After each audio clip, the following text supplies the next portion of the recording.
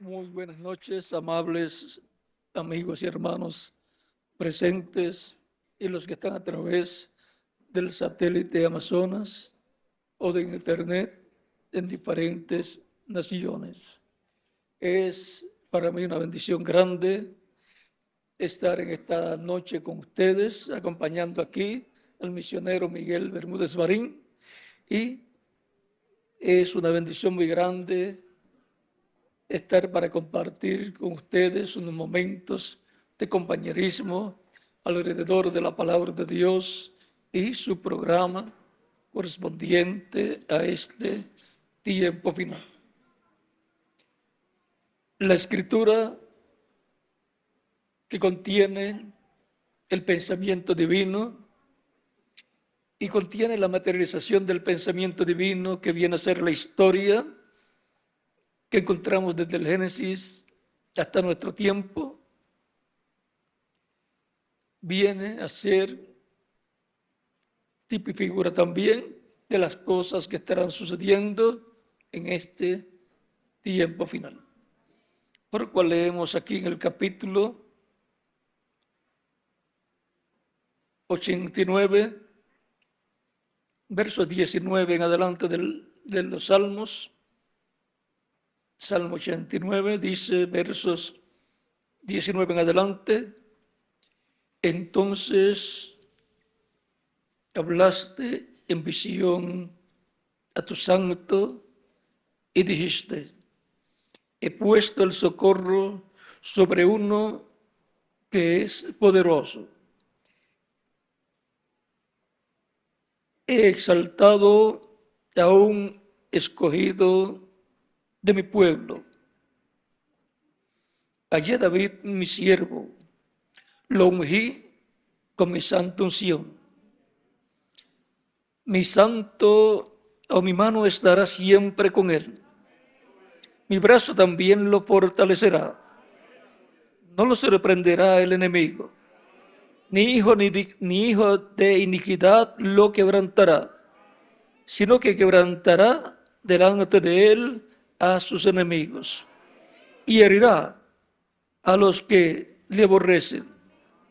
Mi verdad y mi misericordia estarán con él, y en mi nombre será exaltado su poder.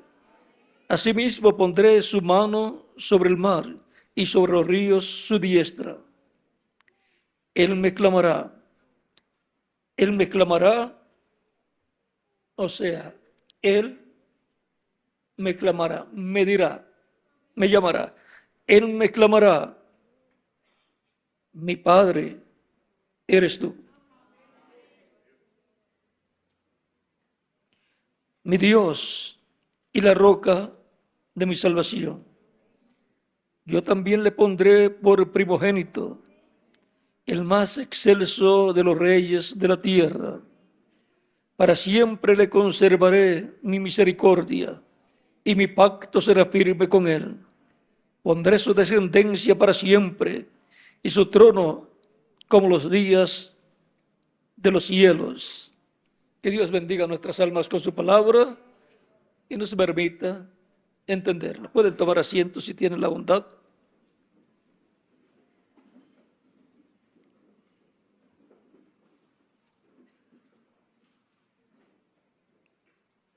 David ha venido a ser el rey más importante que ha tenido el pueblo hebreo. ¿Por qué? Porque el mismo Dios dice que David es un hombre conforme al corazón de Dios. Eso no lo dijo de Saúl, ni lo ha dicho de otra persona, ni siquiera de Salomón, porque su corazón al final de su tiempo, de su vida, no fue recto delante de Dios, pero el de David, todo el tiempo. Por eso le fue hecha la promesa a David de que su trono sería para siempre. O sea que el trono de Dios terrenal es el trono de David, y que un descendiente de David siempre es el que ocupará el trono de David. Por eso el Mesías, el príncipe, es un descendiente del rey David. Así vino en su primera venida, como un descendiente del rey David. Y ahora, todos los que nacen en Cristo de Cristo, nacen de un descendiente del rey David. Y ahí tenemos la línea de David, heredera del reino de David. Cristo con su iglesia. Por eso son reyes y sacerdotes. Y ahora el rey David es de figura de Cristo. Y por esa causa, él está mencionado en la Escritura. Y cuando se habla del reino de Dios en la tierra, se habla del reino de David. Es que el reino de Dios en la tierra es el reino de David. Y el trono de Dios en la tierra o terrenal es el trono de David. Por eso cuando más adelante, antes de morir el rey David, digamos cuando tenía 70 años, porque a los 70 años murió joven, y él colocó a su hijo en el trono. Y siempre, eso es lo mejor que se puede hacer estando vivo, colocar al heredero en el lugar que le corresponde, porque si no se van a pelear los hermanos por el trono. Ya sin todavía morir el rey David, ya se estaban peleando. Y ahora, el rey David, siendo tipo y figura del Mesías, vean, pasó por un sinnúmero de situaciones en su vida que después Cristo también pasó. Y otras que pasó el rey David y Cristo no pasó. ¿Saben una cosa? Corresponden a la segunda venida de Cristo.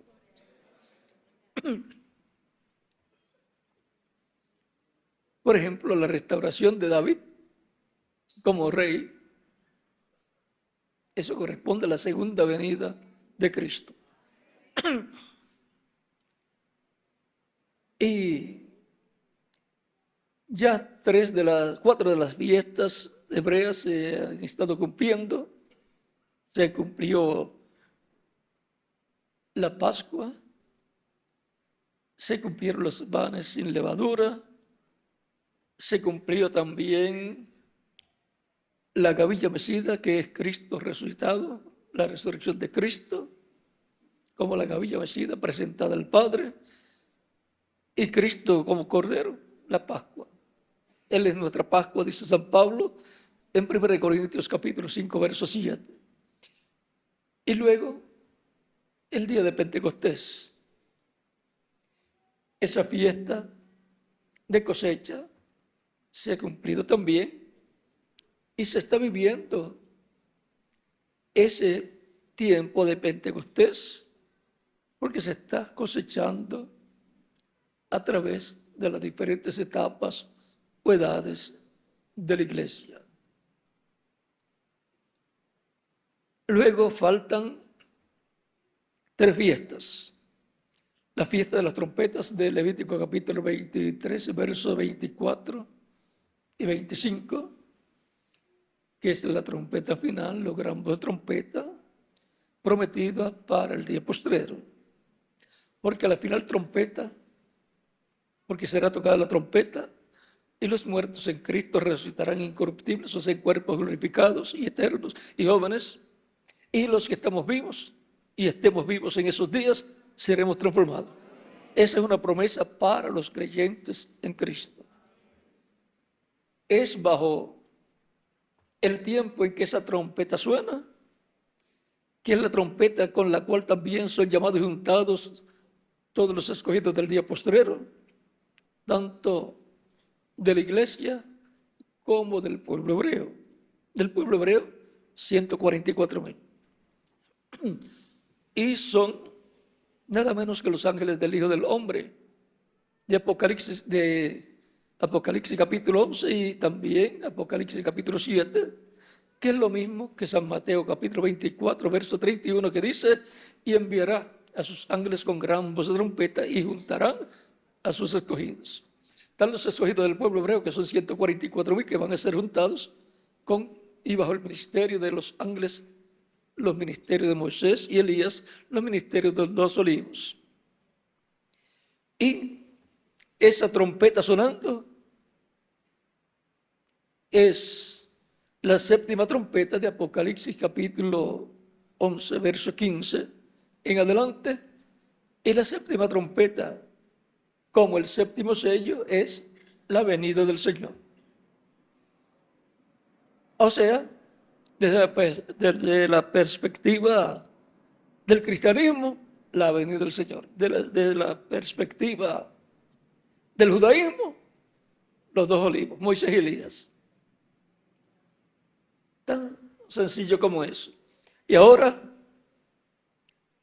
para este tiempo final, hay grandes promesas que serán cumplidas en y dentro del cumplimiento de la materialización de esas 3 fiestas que quedan. La fiesta de las trompetas, eso nos habla de la gran voz de trompeta, trompeta final que será tocada, y los muertos en Cristo van a resucitar primero, glorificados, y los creyentes que estén vivos serán transformados. Para el pueblo hebreo, esa trompeta viene a ser el llamado de Dios para ellos. Bajo esa trompeta, bajo esa fiesta de las trompetas, vienen los decretos divinos, el decreto divino, en donde se establece lo que será para las naciones, para la iglesia y para el pueblo hebreo, todo lo que será ahí. O sea, quienes van a vivir para el reino milenial. Todo eso se va a decidir ahí, bajo esa gran voz de trompeta, trompeta final, o fiesta de las trompetas. De esa fiesta de las trompetas se habla muy poco, y el misterio contenido ahí es muy grande. Luego está la fiesta de la expiación. Para este tiempo final, con la fiesta de las trompetas materializándose, haciéndose realidad, porque aquellas fiestas son tipo y figura de las cosas que Dios llevaría a cabo. Hablan de eventos históricos, eventos pasados, los cuales son conmemorados en esas fiestas, y también hablan de eventos futuros, proféticos, que han de cumplirse. Dependiendo de lo que usted quiera ver, entonces usted tiene que colocar su vista. Si quiere ver lo que significa cada una de esas fiestas en cuanto a lo que sucedió, pues mira hacia el pasado, la historia. Si quiere ver lo que significa en cuanto al futuro, pues mira las profecías bíblicas que hablan del futuro, y bajo esas fiestas se cumplirán las cosas correspondientes a este tiempo final. El pueblo hebreo, bajo los ministerios de los 2 olivos, bajo los ministerios de Moisés y Elías, sonando esa trompeta final o gran voz de trompeta, despertará más adelante a la fiesta de la expiación, reconociendo que aquel que fue crucificado en la cruz del Calvario es nada menos que la expiación por el pecado de Israel y de todo ser humano que recibirá a Cristo como Salvador, que es nada menos el Redentor, el Salvador de Israel y del mundo entero, el que murió allí. Pero tenía que ser así, por eso no vamos a culpar a Israel por la muerte de Cristo, sino que así Dios lo decidió en su programa, Dios lo decretó, y por decreto divino, Él estableció que fuera de esa forma. ¿Y quién va a pelear con Dios? Por lo tanto, Oramos por Israel, para que Dios tenga misericordia de Israel y que cuando llegue el momento de despertar, despierte. Y ahora, recuerden que hay unas escrituras de Zacarías y de Apocalipsis que dicen que mirarán al que traspasaron y dirán qué heridas son estas. Él dirá, la recibí en la casa de mis amigos. Ahora encontramos a David. David tipifica a Cristo en su primera venida y en su segunda venida. Y David, siendo hijo de Isaí, Isaí tenía muchas ovejas. Y sus hijos eran también pastores de ovejas. Vamos a decir, el mayor tenía su rebaño, porque todo el mundo tiene que trabajar. Recuerden que Jacob, allá cuando tenía sus hijos, los tenía en el rebaño también trabajando, porque él tenía ovejas. Si tuviera tiendas de vender comida, pues los tendría en las tiendas, atendiendo las tiendas. O si tuviera fábrica, le tendría una fábrica a cada uno, porque todo el mundo tiene que trabajar. San Pablo decía, el que no trabaja, que no coma. Porque por lo menos tiene que trabajar para cubrir su necesidad de alimento y ropa. Y ahora veamos, mire, esto tiene tipo y figura doble. Se cumple en el cumplimiento profético en dos ocasiones. Tiene doble cumplimiento. David y sus hermanos. David tiene 7 hermanos y David es el número 8. Cada uno tuvo que ser pastor de ovejas también, porque su padre pues tiene ovejas y tiene que ponerlos a trabajar. Miramos el mayor con el grupo de ovejas que le corresponde en su tiempo. Y así por estilo cada uno. Cuando llega el momento en que Dios va a colocar a una persona conforme a su corazón, el pueblo hebreo ya había pedido a Samuel que le diera rey, pero no era el tiempo todavía, porque el que Dios ungiría como rey tenía que ser conforme al corazón de Dios. Y todavía no había nacido. Cuando las personas se adelantan al plan de Dios, tienen problemas. Dios les permite, en la permisiva voluntad de Dios, entonces Dios le concede ciertas cosas. Pero en la permisiva, las cosas no salen tan bien como en la perfecta voluntad de Dios. Dios le dio rey Saúl cuando el pueblo pidió rey. Samuel estaba muy triste y muy molesto con el pueblo, porque Samuel sabía que Dios estaba reinando a través de los jueces, y Samuel era uno de los jueces y era sacerdote también. Un privilegio grande que tenía el pueblo al tener un juez que fuera sacerdote también, que hablaba con Dios y era profeta también. O sea, tenía muchas cualidades importantes, pero ya estaba avanzado en edad y ya el pueblo decía, a este no le queda mucho tiempo, y sus hijos, no queremos que sus hijos hereden la posición de él. O sea, no queremos que un hijo de él venga a ser juez de nosotros,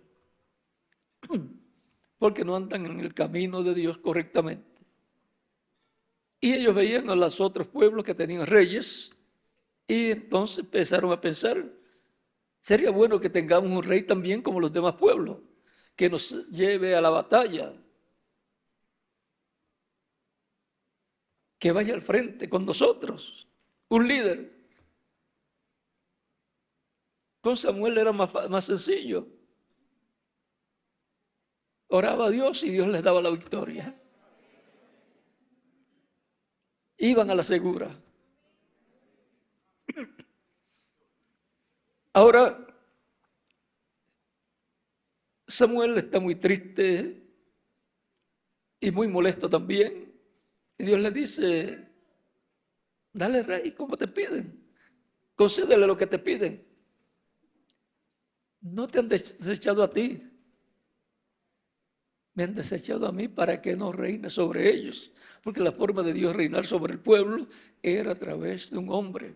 Dios reinando a través de un hombre, y eso es teocracia, la teocracia. Ellos quisieron cambiar la teocracia por monarquía.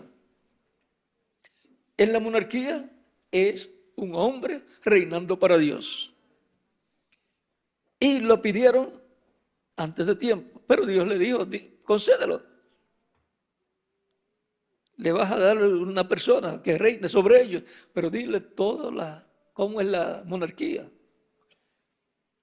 Los impuestos, los hijos son alistados para la guerra, militares, soldados, y muchos mueren en la guerra. Nadie quisiera que sus hijos vayan a la guerra, por lo tanto nadie quiere que haya guerra. Y le dijo todas las cosas, cómo iban a hacer. Con todo eso el pueblo quiso un rey, y Dios le mostró cuál tenía que ungir por rey, el cual fue Saúl, descendiente de la tribu de Benjamín y hijo de Cis. Y cuando se encontró con Samuel, estaba buscando las mulas o burros, como que no era pastor de ovejas, sino de burros.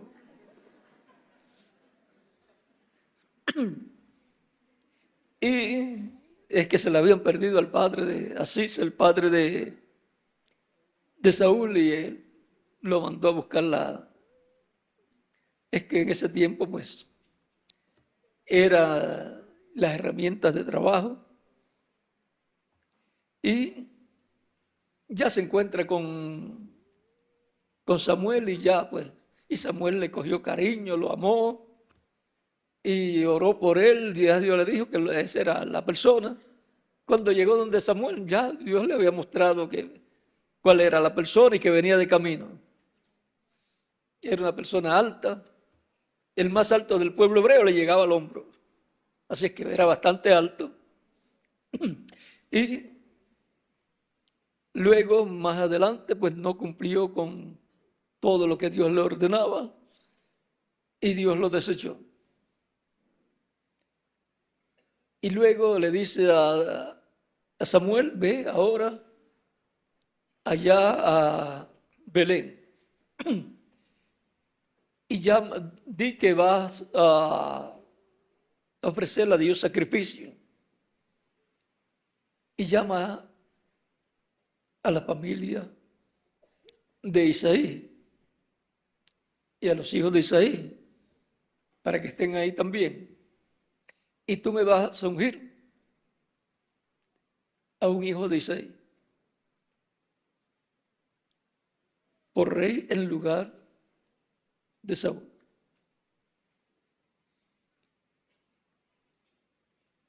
Llegan, tienen todo preparado, y Samuel le dice que traiga a sus hijos. Trae el primero, y Dios le dice Samuel dice, estoy delante de la presencia del ungido del Señor. Era una persona alta, y como Saúl era alto también, pues la corona pues le caía bien un cambio de corona, o se le hacía otra, pero le caía bien a ese hijo mayor de de Isaí. Y pensó también la primogenitura, es el primogénito, le corresponde esa bendición. Pero Dios le dijo, ese no es. No mires su aspecto, no mires su altura. Ese no es. Yo lo desecho. Sin todavía ungirlo, ya estaba desechado. Luego pasa, Samuel le dice, no tienes más. Pasa al segundo, Dios le dice, tampoco es ese. Pasa el tercero, Dios le dice, tampoco es ese. El cuarto tampoco es ese, el quinto tampoco es ese, el sexto tampoco es ese. Y cada uno fue pastor de ovejas. Y algunos quizás eran todavía pastor de ovejas. O sea que todo el entrenamiento que tuvo no sería coronado con la corona de rey. Y no aparece otro. Y Samuel le pregunta a Isaí, bueno, ¿no tienes otro hijo? Porque Dios lo había mandado a ungir uno y ya pasaron todos 7 y no veía otro hijo por ahí. Dice, sí, tengo otro, pero ese está en el campo allá. Está con las ovejas, pastoreando ovejas. Y era un jovencito. Dice, no nos sentaremos a la mesa a comer hasta que él no llegue. El octavo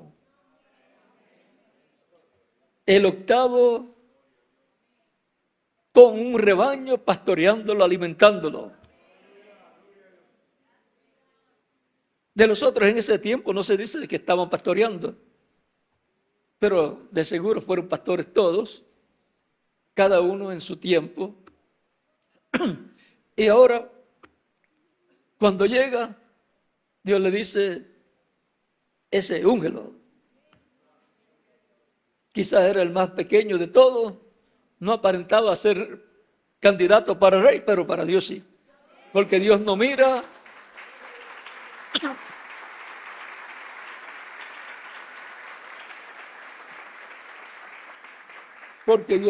lo que mira el hombre. El hombre mira lo de afuera, lo exterior. Dios mira acá, en el corazón. Y tenía que ser un hombre conforme al corazón de Dios. Fungido como rey. Y cualquier persona podría decir, bueno, ahora tienen que llevarlo, sentarlo en el trono. Si lo llevaban, Saúl lo mataba. Tenía que esperarlo un tiempo. Bueno, ahora le tocaba un entrenamiento. Ya está ungido. El Espíritu de Dios se manifestaba en él. Ahora tiene que tomar el entrenamiento ya ungido. El entrenamiento para ser rey, para sentarse en el trono y para tener las victorias que necesitaba hasta llegar al trono. Para pelear con Goliat tenía que ser entrenado primero. Y fue entrenado cuando un oso o un león le tomaba una ovejita, él iba detrás del oso o del león, le hacía frente, se la quitaba, y si se levantaba en contra de él, la mataba al oso o al león, fuera oso o león. Era que el Espíritu de Dios se manifestaba en él y podía luchar con un oso o con un león.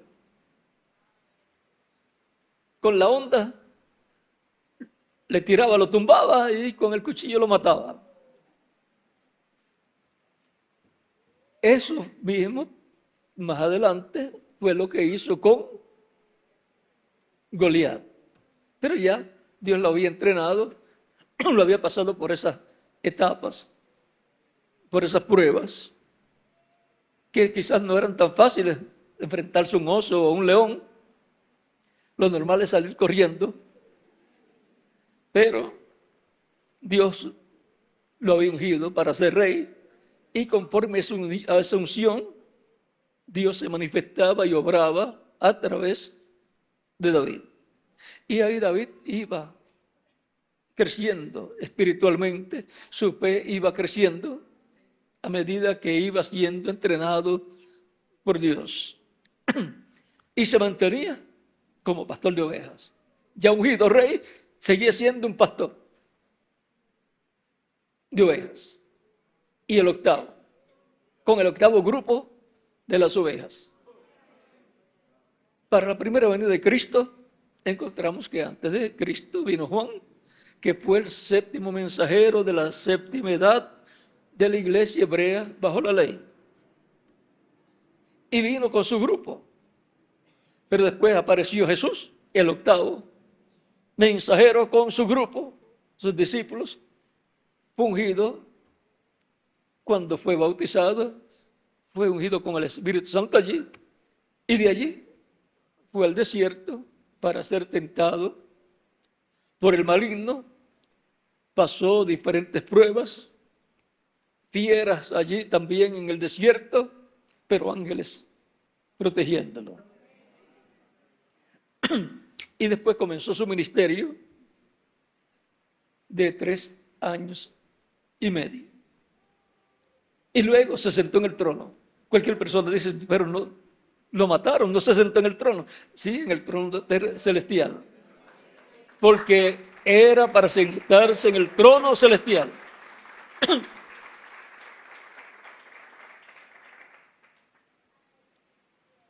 ¿Y qué del trono terrenal? Él es el heredero del trono terrenal, dice el arcángel Gabriel a la Virgen María cuando le dice que va a tener un niño que le ponga por nombre Jesús y que Dios le dará el trono de David su padre y reinará sobre Israel, sobre la casa de Jacob para siempre y su reino no tendrá fin. Él es el heredero. Ahora en Apocalipsis capítulo 13, verso 20 al 21 nos dice: he aquí yo estoy a la puerta y llamo. Si alguno abre la puerta, vamos a leerlo para que lo tengan claro.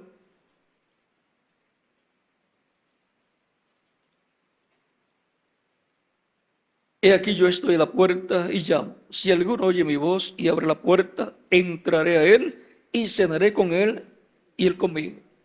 Si va a cenar, pues el tiempo de la tarde. Por lo tanto, es para el final, para el tiempo final de la iglesia del Señor. Y el sol se pone por el oeste. Y el oeste representa el continente americano. Ya estamos llegando. Así es que la iglesia tiene la promesa de ir a la cena de las bodas del Cordero. No fue en la primera edad, no fue en la segunda, tercera, cuarta, quinta, sexta o séptima edad, porque es para este tiempo final que la iglesia va a ser llevada a la cena de las bodas del Cordero, a la casa del Padre Celestial.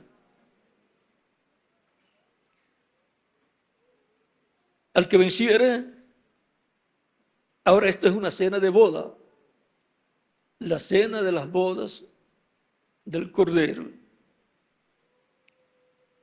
Y por consiguiente, tiene que ocurrir una cena espiritual, la comida espiritual del tiempo de la tarde, del tiempo final, en el oeste, para la iglesia. Una comida espiritual, el alimento espiritual, la palabra, donde tiene que estar el siervo fiel y prudente dándole alimento a tiempo a todos los miembros de la casa de Dios, los miembros de la iglesia del Señor Jesucristo.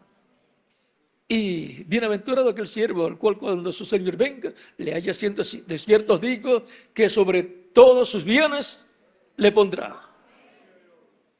O sea, administrador, o mayordomo, o virrey. Como quiera que lo busque, es el segundo en el reino. Ahora vamos a ver cómo es que él lo va a hacer. Al que venciere le daré que se siente conmigo en mi trono. ¿Cuál es el trono de Cristo? El trono de David. ¿Pero y qué? ¿No está sentado en el trono celestial? Pues sí, pero ese es el trono del Padre, donde el Padre lo ha sentado con él. El mismo Cristo dijo: veréis al Hijo del Hombre sentado a la diestra del poder de Dios. San Mateo capítulo 26, verso 64, le dice él a los miembros del concilio del Sanedrín cuando lo están juzgando. Y ahora, ¿cómo va a ser? Al que venciere le daré que se siente conmigo en mi trono, o sea, en el trono de David. Así como yo he vencido y me he sentado con mi Padre en su trono. En la misma forma que Dios el Padre ha hecho con Jesucristo, su Hijo, sentarlo en el trono celestial al obtener la victoria y glorificado, ha sido sentado en el trono celestial. Por eso después él dijo en San Mateo capítulo 28, versos 16 al 20, todo poder me es dado en el cielo y en la tierra, porque desde el trono celestial está el gobierno de los cielos y de la tierra, porque el que está en el trono es el que gobierna, es el rey, es el que tiene el poder. Y ahora, así como yo he vencido y me he sentado con mi Padre en su trono, así como Dios el Padre ha hecho, Cristo va a ser con el vencedor, con el siervo fiel y prudente. Por lo tanto, pasó el primero, San Pablo, el primero de las 7 edades de la iglesia, los 8 hijos de Isaí son tipo y figura de esos mensajeros que Cristo tendría en su iglesia entre los gentiles. San Pablo, Ireneo, Martín, Colombo, Wesley, Lutero, Wesley, el reverendo William Branham, y el último, que estará en el campo cuidando las ovejas.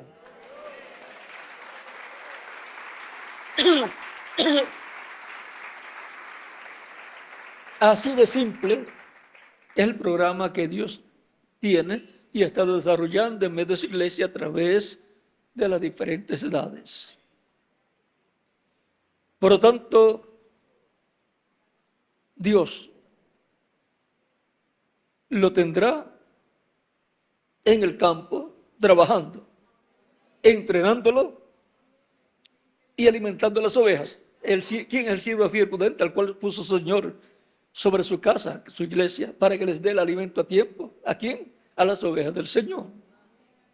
Las ovejas que el Padre le dio a Cristo para que las busque, les dé vida eterna y luego las tenga bien alimentadas.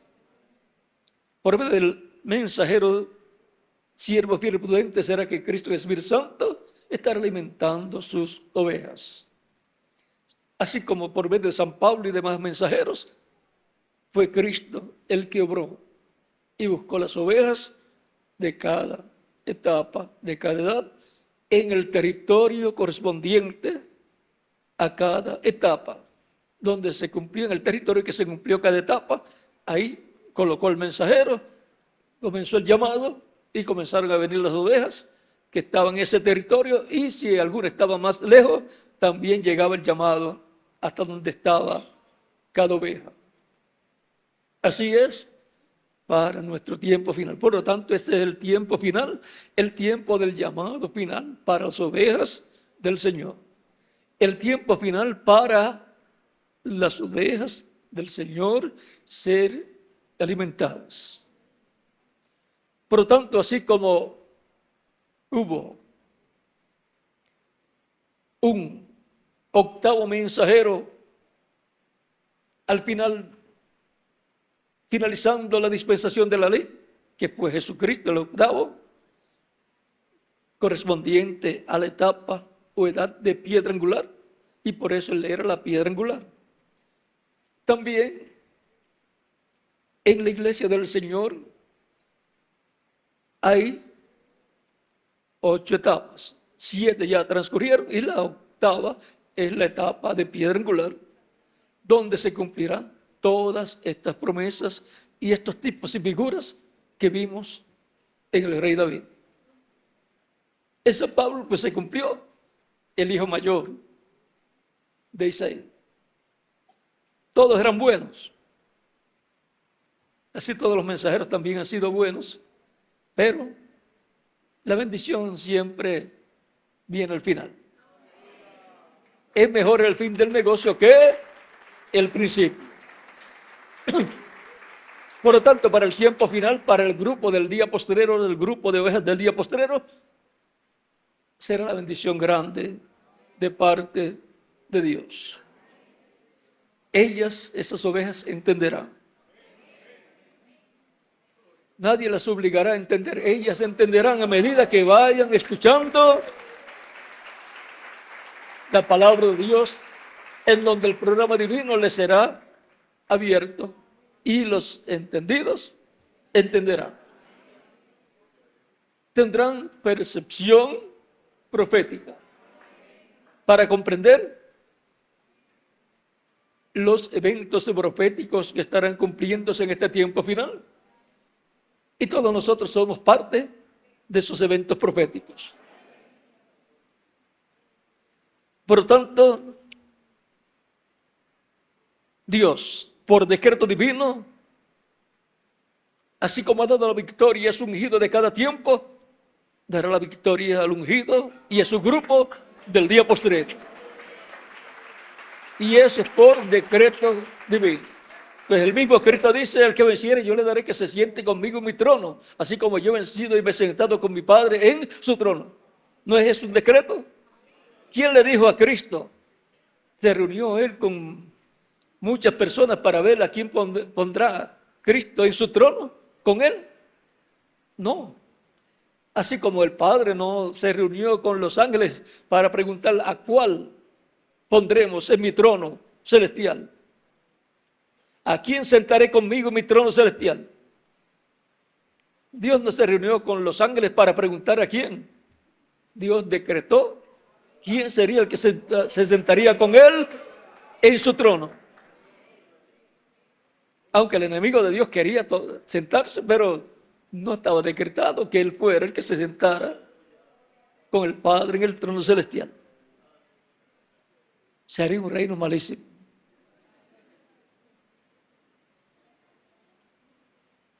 Porque todo el reino del maligno sería el sistema que tendría el reino de Dios. Pero Dios decretó que sería Cristo y su reino el que estaría gobernando desde el trono celestial. Recuerde que hay una lucha, siempre encontramos que hubo una lucha. Ustedes vieron la lucha que hubo entre Saúl y David. También la lucha que hubo cuando David ya tenía poco tiempo de vida en la tierra y dos o tres de sus hijos trataron de ocupar el trono. Adonías fue uno, Miguel. Adonías y Absalón, que pensó hasta matar a su padre. Así es que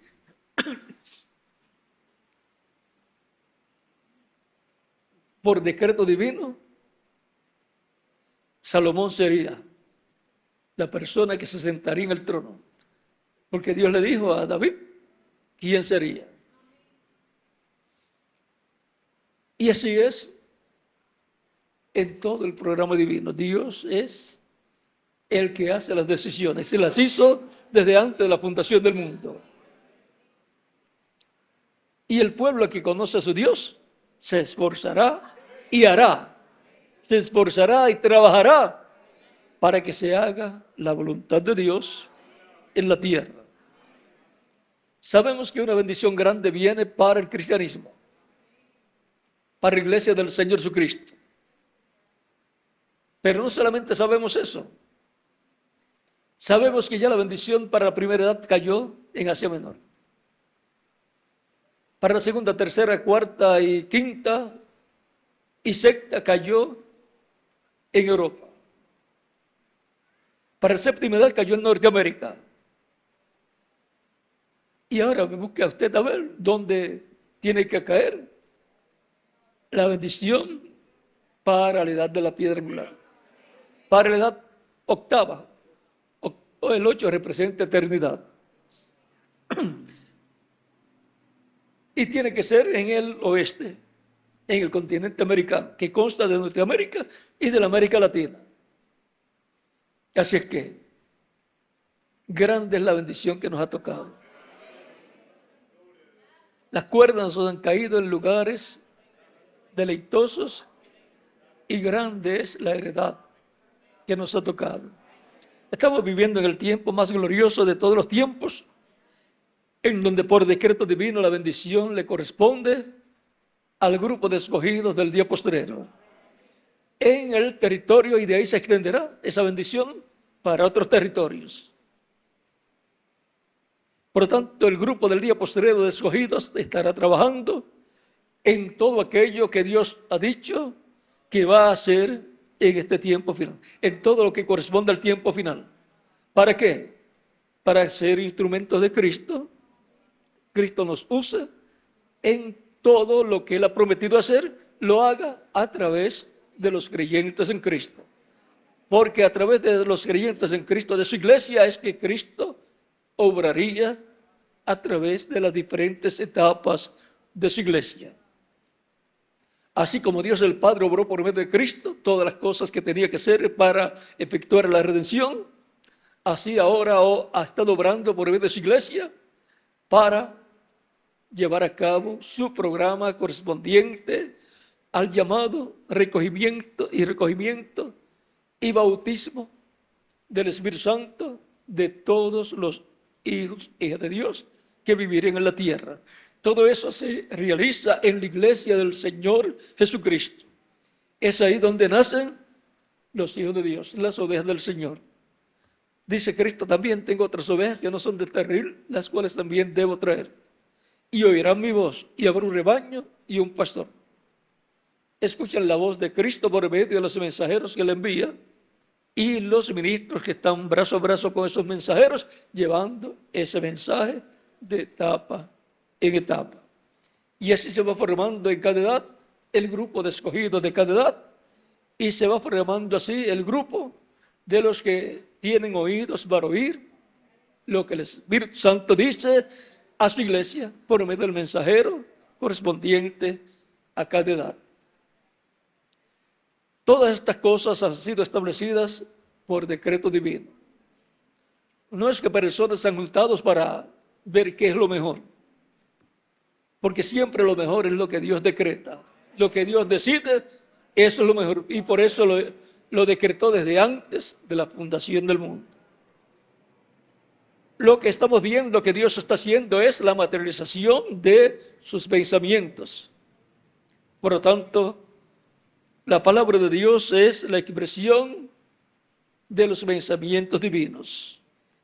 Y por eso cuando se habla el Evangelio de Cristo, se está hablando lo que Dios pensó con relación al plan de redención, de salvación, y la forma en que Dios lo ha estado llevando a cabo.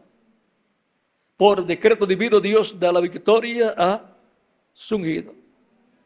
A cada ungido de cada edad le dio la victoria. A cada ungido de edad de piedra angular, cuando hablamos de edad de piedra angular, se refiere, el mensajero es mensajero dispensacional. Cuando llega un mensajero dispensacional, llegó una edad de piedra angular, que corona una dispensación y un pueblo que ha estado escuchando la voz de Dios. Por decreto divino, estamos aquí nosotros. Por decreto divino, hemos nacido en esta tierra. ¿O cuál de ustedes decidió nacer en esta tierra? Ni siquiera se recuerda el día que nació. Pero fue que Dios decretó que usted y yo naciéramos de esta tierra en este tiempo final y recibiéramos su palabra, escucháramos su voz, porque el que es de Dios, la voz de Dios oye. ¿Cómo se conocen los que son de Dios? Pues dándole a conocer, predicándoles la palabra de Dios, el mensaje de Dios para el tiempo que están viviendo. Por eso uno no se puede poner a discutir con las personas. El que es de Dios oye la voz de Dios. No se le puede obligar a nadie a escuchar la voz de Dios. Si algunos se levantan en contra de la palabra de Dios sobre el tiempo en que viven, ya ese es problema de ellos. Con eso se están identificando como que no son de los que Dios dice que escucharon su voz. Por lo tanto, no se discute con los que no creen. Porque si se pone a discutir a la persona con los que no creen, tratando de convencerlos, les está echando perlas a los cerdos y las pisotea. Eso es lo que dice Cristo: no echéis las perlas a los cerdos, porque van a pisotearlas. La palabra, la revelación divina es para los escogidos de Dios. Las promesas de Dios son para los escogidos de Dios. La resurrección son para los escogidos de Dios que partieron creyentes en Cristo, y la transformación para los escogidos de Dios que están escuchando la voz de Dios y que están esperando su transformación. Más nadie tiene que estar esperando transformación. Ni rapto. El rapto es para los escogidos de Dios, los creyentes en Cristo nacidos de nuevo, de todas las edades. Por eso van a resucitar para estar con nosotros nuevamente en esta tierra, pero en cuerpos glorificados. Así que no van a ser problema para nosotros. Van a ser más bien de ayuda. Y cuando los veamos vamos a ser transformados también. Así es que no vamos a tener ningún problema cuando ya estemos transformados. Pero antes tenemos que estar trabajando en la obra del Señor, en aquello que corresponde a nuestro tiempo. Sabemos que el reverendo William Branham vio las cosas que iban a suceder después de su partida. Él quiso hacer realidad esas cosas, pero no era para su tiempo. Por ejemplo, quiso ir al pueblo hebreo, ir a Jerusalén para hablarles al pueblo hebreo, predicarles y mostrarles la señal allá de profeta, pero les fue prohibido. Era para más adelante, es para más adelante. Quiso también hacer realidad la visión de la carpa, la cual él vio, y si él la vio ya hecha y funcionando, pues eso va a cumplirse. Pero no se va a cumplir fuera de tiempo, no era para el tiempo de él. Y si no era para su tiempo, entonces para nuestro tiempo. Por lo tanto, estarán trabajando en ese proyecto divino los escogidos del día postrero, todos los ministros con sus congregaciones, para que eso se haga una realidad. Porque Dios usa seres humanos para llevar a cabo su programa. Dios, por medio de su Espíritu, usa personas. Porque el ser humano es el socio de Dios. El socio en todos los negocios de Dios. Por eso al ser humano, a los creyentes en Cristo, les conviene decir y pensar y hacer, como dijo Cristo: en los negocios de mi Padre me conviene estar. ¿Y cómo estaba? Trabajando en ellos. Haciendo realidad lo que estaba prometido. Por lo tanto, Dios nos va a dar la victoria, pues ya por decreto divino está establecido. No importa las luchas por las cuales pasemos. Miren, David se vio más peligros después que estaba ungido que antes de estar ungido. Y aún después que ya obtiene la victoria en contra de Goliat, más peligros con el suegro. Tenía que estar huyendo, pero estaba ungido. Por decreto divino iba a ser el rey. No importaban los problemas por los cuales estuviera pasando en diferentes etapas de su vida. Por decreto divino, estamos aquí por decreto divino, estamos en el redil del Señor. Por decreto divino vamos a ser transformados los que vivimos y los que murieron, ser resucitados en cuerpos glorificados. Por decreto divino vamos a ir a la cena de la boda del Cordero, vamos a ser raptados. Y por decreto divino vamos a estar de fiesta 3 años y medio en el cielo.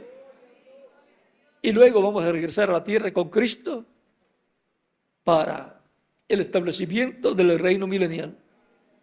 Y vamos con Cristo a reinar por 1000 años y luego por toda la eternidad. Y todo eso es por decreto divino. Por lo tanto, Él dará la victoria a su ungido.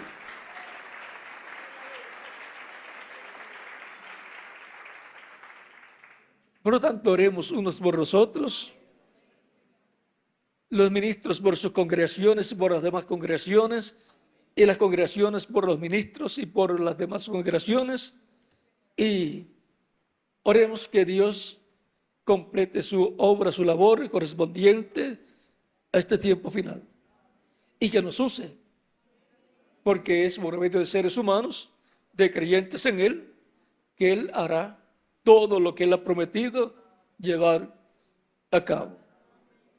Por decreto divino, Él ha establecido que será usando los creyentes en Él. Y eso es un privilegio para todos nosotros. Ser instrumento de Dios. Es importante que se complete el número de escogidos de Dios. Por eso, la obra misionera y evangelística es importante para que así los que no han escuchado escuchen el Evangelio de Cristo y reciban a Cristo como Salvador. Estamos viviendo en el día postrero, que es el milenio postrero, o séptimo milenio de Adán hacia acá, o tercer milenio de Cristo hacia acá, que es el tiempo donde se completará la iglesia del Señor Jesucristo, donde Cristo cambiará de cordero a león, de sumo sacerdote a rey, y hará su obra de reclamo, reclamará todo lo que él ha redimido con su sangre preciosa. Y el obra de reclamo resucitará a los muertos creyentes en él en cuerpos glorificados, y a los que vivimos creyentes en él nos transformará.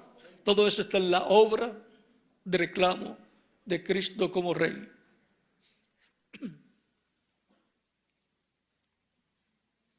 Es realmente un privilegio grande vivir en este tiempo. Es el tiempo más glorioso de todos los tiempos. Es el tiempo en donde lo que no se pudo entender en edades pasadas será entendido en este tiempo. Es el tiempo en donde las escrituras, las profecías serán abiertas para ser entendidas y serán también cumplidas. Que Dios les bendiga y les guarde, y nos veremos el domingo, Dios mediante, y el sábado en la reunión de ministros y de damas también, la primera reunión del mes, así es que estaremos allí tempranito en esta reunión. Y será transmitida para todas las naciones, como siempre se hace en esa primera reunión del mes. Bueno, que Dios les bendiga y les guarde, y con ustedes nuevamente el misionero reverendo Miguel Bermúdez Marín.